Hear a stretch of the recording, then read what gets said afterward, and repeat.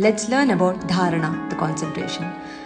As given in Patanjali Yoga Sutra in Vibhuthi Padha in first sutra, so this is how it goes. Deshabandhaschittasya dharana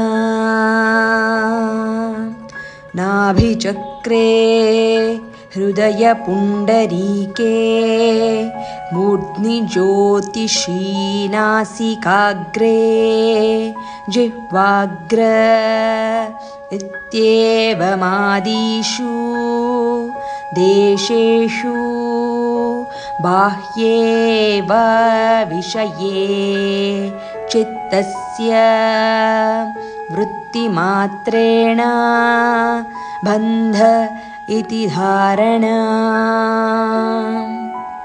This means dharana, the concentration, is holding the mind on to some particular object. Dharana is when the mind holds on to some object either in the body or outside the body, keep itself in that state. So this is about the dharana as given in Vibhuthi Pada, Patanjali Yoga Sutra, Sutra 1. Thank you.